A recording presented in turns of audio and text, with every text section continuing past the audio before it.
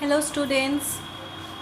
पिछले वीडियोस में हमने स्टार्ट किया था मैटर यानी द्रव्य। ये आपका चैप्टर 5 था।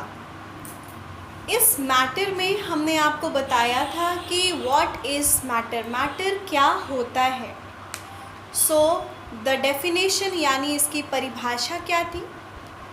Anything which occupies space and have मास, यानी जो भी चीज़ें जगह घेरती हैं और जिन भी चीज़ों में भार या वेट होता है उन्हें हम द्रव्य, पदार्थ या मैटर कहते हैं। So in today's class I am going to explain you how many types of matter या how many states of matters are there.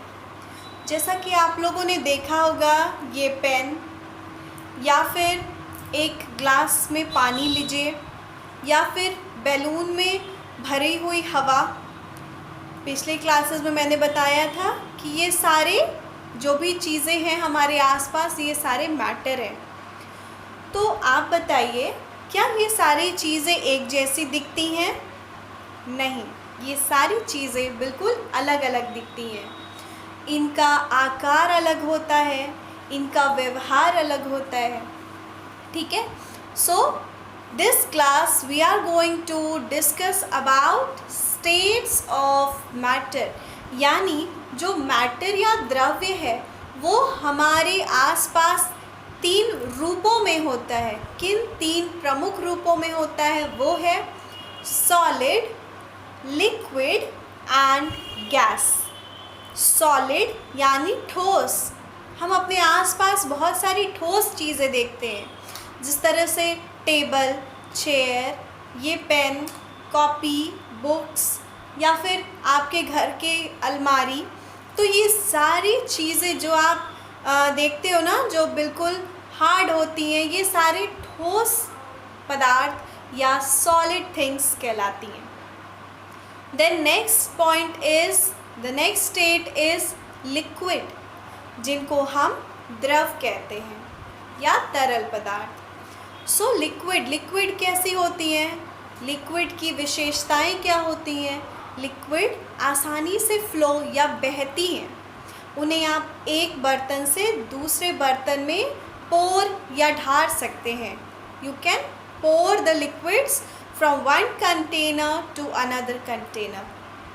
दूसरी चीज़ हम देखते हैं कि लिक्विड्स जो होती हैं उनका अपना कोई शेप नहीं होता, उनका आकार निश्चित नहीं होता है। उन्हें आप जिस भी बर्तन में रखेंगे वो उसका आकार ग्रहण कर लेती है। जैसे कि अगर आप किसी एक गिलास पानी को आप अगर एक पतीले में डालोगे तो वो पतीले का शेप ले लेगा, उसकी आकृति ले लेगा। तीसरा जो फॉर्म है इसका, वो होता है गैस। गैस हम देख नहीं सकते, है ना, और उसका कोई आकार प्रकार कुछ भी नहीं है, वो अनिश्चित है। वो हर एक खाली जगह को ऑक्यूपाई कर लेता है। एक खाली ग्लास आप रखिए, उसमें भी हवा भर जाती है ना। इसका पता हम कैसे लगाते हैं कि एक खाली ग्लास में भी कुछ भरी है या हवा भरी है? जब आप भरे हुए एक खाली ग्लास में पानी डालते हैं तो उसमें से कुछ बुलबुले या बबल्स आते हैं। वो जो बबल्स या बुलबुले ऊपर की ओर उठते हैं वो दर्शाते हैं, वो क्या होते हैं? वो जो एयर है, उस ग्लास में जो हवा भरी हुई है, वो बुलबुले या बबल्स के रूप में बाहर आ जाती हैं जब उसमें आप पानी डालते हैं। तो इस तरीके से हमने देखा कि जो मैटर है, मैटर के 3 मेन स्टेट्स होते हैं। The first state is solid, second state is liquid and the third state is gas. अब हम देखते हैं कि सॉलिड, कोई भी पदार्थ जो बनता है वो बहुत ही सूक्ष्म कणों से मिलकर के बना होता है। They are made up of fine particles, और इन फाइन पार्टिकल्स, इन सूक्ष्म कणों को हम मॉलिक्यूल्स कहते हैं। हालांकि आगे के क्लासेस में आप एटम्स के बारे में भी पढ़ोगे जो उनसे भी सूक्ष्म होती है ना। सो यहाँ पे हम पढ़ने वाले हैं मॉलिक्यूल्स के बारे में। कोई भी पदार्थ जो होते हैं, जिन मॉलिक्यूल्स या जिन सूक्ष्म कणों से मिलकर के बनी होती है। तो यहाँ हम देखते हैं कि सपोज जो सॉलिड है, कोई ठोस पदार्थ, वो ठोस क्यों होती है? क्योंकि उनके जो मॉलिक्यूल्स यानी उनके जो कण हैं, वो उनके जो अणु हैं वो छोटे छोटे बिल्कुल आपस में पैक रहते हैं, टाइटली पैक रहते हैं, बिल्कुल आपस में कस के बंधे हुए या चिपके हुए होते हैं। उनको मूव करने के लिए थोड़ा सा भी स्पेस नहीं होता है। इसीलिए कोई भी ठोस पदार्थ या सॉलिड, उनका एक डेफिनिट शेप होता है, उनका एक डेफिनिट स्पेस होता है, वो एक निश्चित जगह घेरते हैं। अगर ये पेन मैं यहाँ पे रखूँ तो भी वो इतनी ही जगह घेरेगी, अगर इस पेन को मैं अपने हाथ पे रखूँ तो भी वो, इसका आयतन, इसका जो वॉल्यूम है वो निश्चित है, इसका शेप निश्चित है। ठीक है। तो जो भी ठोस पदार्थ होते हैं उनका they have fixed volume, they have fixed shape, और उनके जो मॉलिक्यूल्स होते हैं वो बिल्कुल टाइटली पैक्ड होते हैं। नेक्स्ट जो हम देखते हैं वो लिक्विड।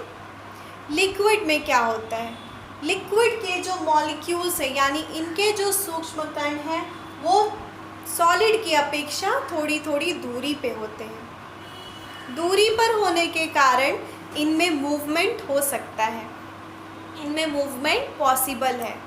और जो इनके बीच के जो खाली स्पेसेस है, जैसे कि आप यहाँ देख रहे हैं, इन लिक्विड्स के बीच में जो खाली स्पेसेस हैं, यहाँ हम दूसरे मॉलिक्यूल्स यानी दूसरे कणों को भी शामिल कर सकते हैं। फॉर एग्ज़ाम्पल, आप पानी में अगर चीनी को डालोगे तो चीनी घुल जाती है, चीनी उसमें मिल जाती है, यानी पानी के कण और चीनी के कण आपस में मिल जाते हैं। ऐसा क्यों होता है? क्योंकि जो पानी के जो कण थे उनके बीच में खाली जगह थी। आप ठोस में किसी भी चीज़ को नहीं मिक्स कर सकते, है ना। कोई भी ठोस पदार्थ में हम किसी और पदार्थ को, क्योंकि उसके पास कोई खाली जगह नहीं है कि वो किसी और चीज़ को अपने में मिला सके। बट लिक्विड्स में जो खाली स्पेसेस होते हैं, इन खाली स्पेसेस को हम बोलते हैं इंटरमॉलिक्यूलर स्पेस, यानी एक मॉलिक्यूल से दूसरे मॉलिक्यूल के बीच की दूरी को इंटरमॉलिक्यूलर स्पेस कहते हैं। तो लिक्विड की क्या विशेषताएं होती हैं? Liquids they can flow. जो लिक्विड्स होती हैं वो एक बर्तन से दूसरी बर्तन में बह सकती हैं, ढारी जा सकती है, दे कैन बी पोर्ड। ठीक है। Then liquids do not have fix shape, उनका कोई फिक्स्ड आकृति नहीं होता है, वो जिस भी कंटेनर में, जिस भी बर्तन में डाली जाती हैं वो उनकी आकृति ग्रहण कर लेती हैं।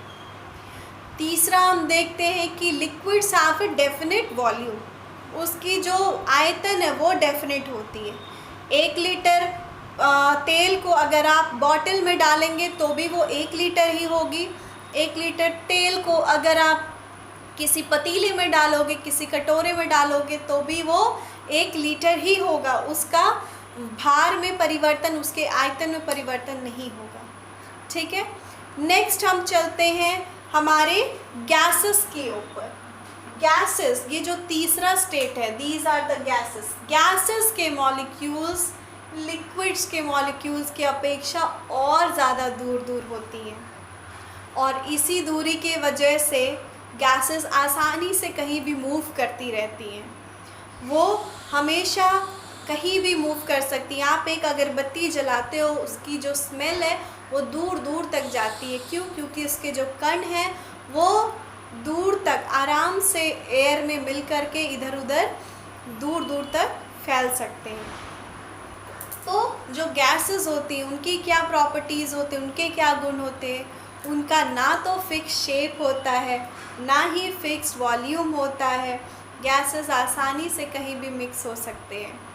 ठीक है। तो आज हमने पढ़ा मैटर, स्टेट्स ऑफ मैटर, ठीक है, यानी जो द्रव्य हैं उनके कितने स्वरूप हैं। वो 3 मेन स्टेट्स होते हैं, सॉलिड, लिक्विड एंड गैसेस, और इनके हमने प्रॉपर्टीज़ के बारे में पढ़ा। नेक्स्ट क्लास में हम इसके आगे पढ़ेंगे। Thank you.